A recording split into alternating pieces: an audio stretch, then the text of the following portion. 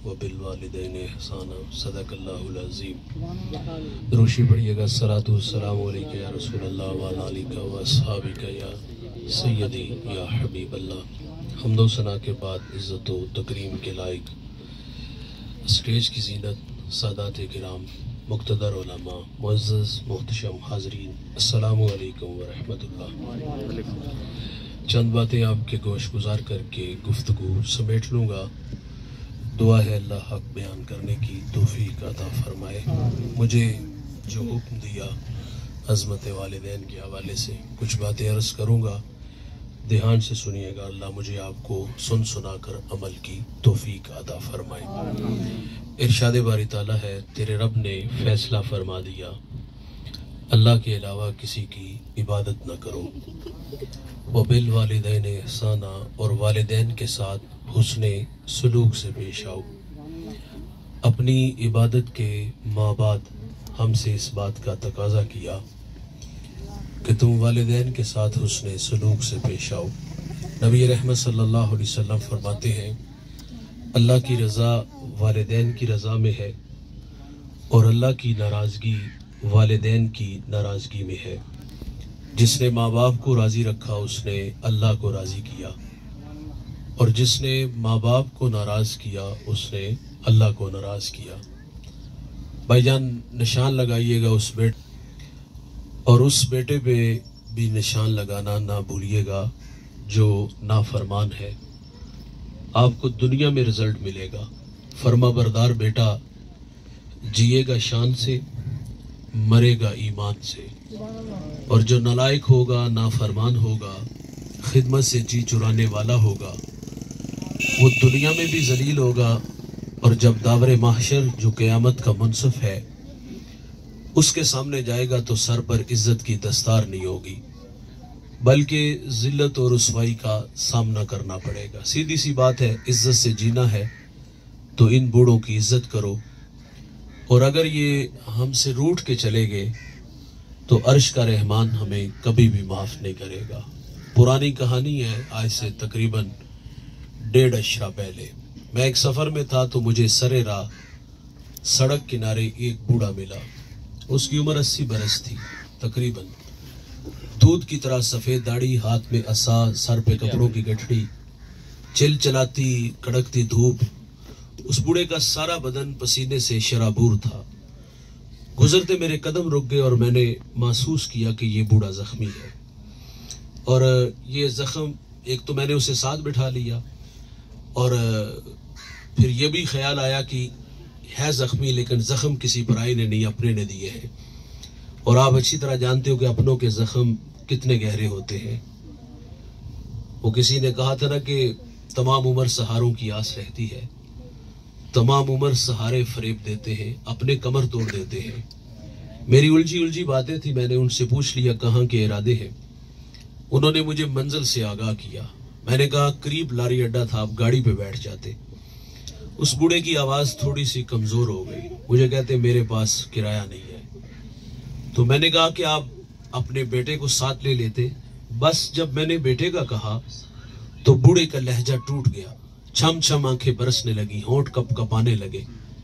मुझे रो के कहते, मौलवी साहब आज बेटे ने घर से निकाल दिया है, वालिद ने मेरे भाई रब की रहमतों को निकाल दिया। ये नाराज गए तो अर्श का रहमान हमसे नाराज हो जाएगा, और अगर ये राजी है तो अल्लाह राजी है। आपने उलमा से एक बार नहीं 1000 बार ये वाक़या सुना है। मूसा अलैहिस्सलाम एक दिन अल्लाह से अर्ज़ करते, या अल्लाह जन्नत में मेरा हमसाया कौन होगा? तो फरमाया फलां कसाई।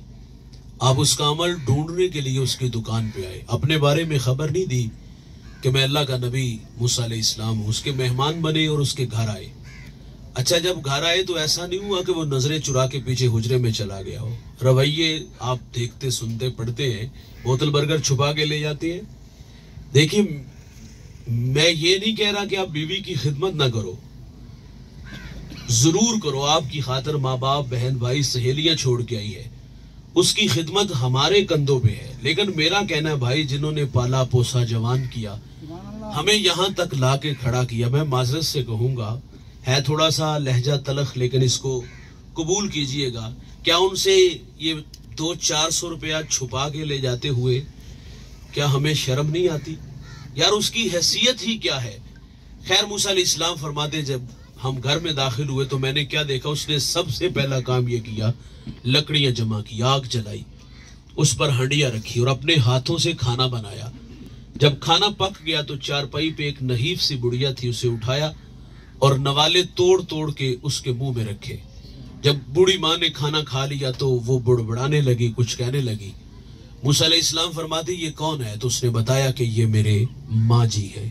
فرمایا یار یہ کچھ کہہ رہی ہیں؟ تو وہ زیر لب مسکرا دیا، کہتا ہے ماں کہتی اللہ جنت میں تمہیں موسیٰ علیہ السلام کا پڑوس عطا فرمائے۔ تعجب سے کہتا ہے بھائی جان آپ ہی مجھے بتاؤ نا، کہاں اللہ کے نبی موسیٰ علیہ السلام اور کہاں میں؟ آپ جملہ سنو گے تو طبیعتوں میں نشہ پیدا ہو جائے گا۔ موسیٰ علیہ السلام فرماتے ادھر دیکھ، میں تیرے سامنے کھڑا ہوں، میں تیرے سامنے کھڑی۔ خدمت نبی سے ملا دیتی ہے بھائی، ان کی قدر ان کی زندگی میں۔ معذرت سے کہوں گا ہم لکیر پیٹتے، دنیا سے چلے گئے، آدھی مسجد پھلوں سے بھر دی، زندگی میں کھلائے شاپر چھپا کے لے جاتے تھے، آج مرنے کے بعد آدھی مسجد بھر دی۔ ہم کہتے ہیں زندگی میں بھی تو کھلاؤ نا یار، قبرستان کے جوتے اتار کے الٹے قدم آئے، زندگی میں ادب کیا، گالی دی، برادری میں پرے پنچایت میں ان بڑوں کو ذلیل کیا۔ ماں باپ کی قدر ماں باپ کی زندگی میں، اور یہ دوست ایک بار آتے دوبارہ نہیں آئیں گے۔ اگر ہمارے رویوں سے دکھی دنیا سے چلے گئے نا، آپ زندگی سے راستہ مانگو گے، زندگی آپ کو کبھی بھی راستہ نہیں دے گی۔ اور یہ جو ماں باپ ہوتے ہیں نا دوست، یہ بورڈ کے درخت کی طرح ہوتے ہیں۔ میں اور آپ دیہات کے رہنے والے ہیں، میرا بھی تعلق دیہات سے ہے۔ ہمارے دیہاتوں میں لائٹ چلی جائے تو ہمارے ڈیروں پر داروں میں یہ بورڈ کے درخت لگے ہوتے ہیں، یہ گھنے ہوتے ہیں، اس کے نیچے لوگ چارپائیاں لے آتے ہیں، جو نیچے بیٹھتے ہیں آسودگی محسوس کرتے ہیں، لیکن یہ احساس نہیں ہوتا کہ اس درخت نے اپنے اوپر کتنی دھوپ برداشت کی ہے، کتنی دھوپ برداشت کر کے ہمیں ٹھنڈا سایہ دیا۔ قدر نعمت زوال نعمت کے بعد ہوتی ہے۔ اس درخت کی قدر اس وقت ہوتی جب وہ درخت کاٹ لیا جائے، ہٹا لیا جائے۔ مجھے بتائیے گا دوست، جہاں کبھی شجر تھا، لائٹ چلی جائے، آپ چارپائی اٹھا کے اس جگہ پہ آؤ، آسودگی ملے گی؟ دیوار کا سایہ ڈھونڈو گے، آسودگی نہیں ملے گی۔ اور یار ماں باپ بورڈ کے درخت کی طرح ہوتے ہیں، یہ سارے زمانے کے دکھ، آزمائشیں، تکلیفیں اپنے اوپر لے لیتے ہیں، لیکن اپنی اولاد کو تتی ہوا نہیں لگنے دیتے۔ میں رات کا مسافر ہوں، اکثر لیٹ گھر جاتا ہوں۔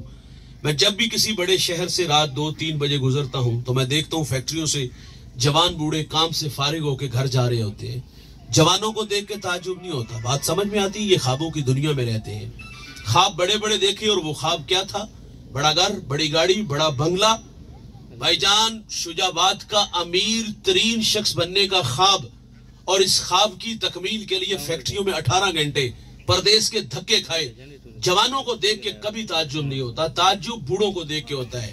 یہ وقت آرام کا تھا، یہ وقت خدمت کا تھا۔ کیا مصیبت پڑی ہے فیکٹری میں 18 گھنٹے کام کرنے کی؟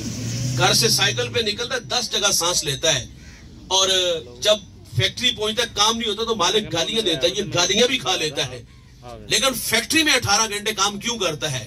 کبھی کبھی یہ احساس روکتا ہے یار پیٹ لگا ہے، یا ظاہر ہے اس کے بھی تو کچھ تقاضے، اس کی بھی تو آگ بجھانی ہے، شاید کہ یہ بوڑھا پیٹ کے لیے اتنی محنت کر رہا ہے۔ لیکن جب عمر دیکھتا ہوں منہ میں دانت نہیں، انواع و اقسام کے کھانے پھل نہیں کھا سکتا، یہ بوڑھا اپنی ذات پہ کیا خرچ کرتا ہوگا؟ صبح چائے رس، رات دلیا، اور یار اپنی ذات پہ 50-100 روپیہ خرچ کرنے والا فیکٹری میں 18 گھنٹے کام کیوں کرتا ہے؟ سنیے گا، میں ماں باپ کی عظمت کو سلام پیش کرتا ہوں۔ ان کے پیش نظر ہوتا ہے پہلے بچے چھوٹے تھے، اسکول پڑھتے تھے، اب کالج میں، یونیورسٹیوں میں پڑھتے ہیں، ظاہر تعلیمی اخراجات بڑھ گئے۔ ان اخراجات کو پورا کرنے کے لیے ہمارا بوڑھا باپ فیکٹری میں 18 گھنٹے پردیس کے دھکے کھا رہا ہے، اور ہماری بوڑھی ماں گھر میں سلائی مشین چلا رہی ہے۔ یار نظر والی اینک لگ گئی، شہر میں آ کے پڑھنے والوں بھول گئے ہو کس کی ماں نے کتنا زیور بیچا ہے۔ یہ ہمیں بڑا دیکھنے کے لیے خود ہارتے رہے۔ اچھا، ان کے پیش نظر یہ بھی ہوتا ہے کہ ہم پڑھے لکھے نہیں، کل کو ہمارے بچے ہماری جگہ پہ نہ آ کے کھڑے ہوں، یہ نہ فیکٹریوں میں دھکے کھائیں، یہ نہ ریڑی پہ پھل بیچے، یہ نہ مستری کے پیچھے دابڑا اٹھائیں۔ یہ ماں باپ کی خواہش ہوتی ہے کہ ہمارے بچے ہماری جگہ پہ نہ آ کے کھڑا ہوں۔ اتنی محنت کی یار، 18 گھنٹے پردیس کے دھکے کھائے، ماں محنت گھر میں، باپ فیکٹریوں میں دھکے کھا رہے ہیں، اولاد کو بڑا دیکھنے کے لیے. لیکن ستم پتہ کیا ہوتا ہے؟ جب ہم بڑے ہوتے ہیں تو ماں باپ چھوٹے ہو جاتے ہیں. ہاں یہ تو کوئی انگلش کا کوئی ٹیڑھا میڑھا لفظ بول دے اولاد مذاق اڑاتی ہے. باجی 4 کلاساں پڑھ لینے غلطی کرنی ہوتی. وہ رات جگہ وہ پردیس کے دھکے وہ فیکٹریوں کے 18 گھنٹے ہمیں یاد نہ آئے یار کہاں سے اٹھا کے یہ بوڑھا ہمیں کہاں تک لایا. اور آج ان کا ہم مذاق اڑا رہے ہیں. اور ایسی نلائق اولاد بھی ہم نے دیکھی جو ماں باپ کا تعارف کراتے ہوئے بھی شرماتی ہے. میرے دیہات کا ایک بوڑھا جوتے گانٹ کر کے اس نے بچوں کو پڑھایا اور بچے بڑے ہوئے لاہور آ گئے. یہ دیہات سے بچوں کو ملنے آیا. ہمارے دیہاتوں میں گوڑ کرنا یہ سوگات ہوتی ہے. یہ بچوں سے ملاقات کے لیے آیا تو اتفاق سے اس دن اس کے دوست بھی آئے ہوئے تھے. تو کسی دوست نے کہا یہ بوڑھا کون ہے؟ تو اس نے بتایا کہ یہ دیہات میں ہمارا ملازم ہے. یار ماں باپ ہماری خدمت نوکروں کی طرح کرتے ہیں. جزاک اللہ جی بیٹھیے. ماں باپ خدمت نوکروں کی طرح کرتے ہیں لیکن اولاد کو تو نوکر نہیں سمجھنا چاہیے. یار کہاں سے اٹھا کے یہ کہاں تک لائے. آج تعارف کراتے بھی شرماتے ہو. میرا کہنا ہے بھائی آپ بہت بڑے علامہ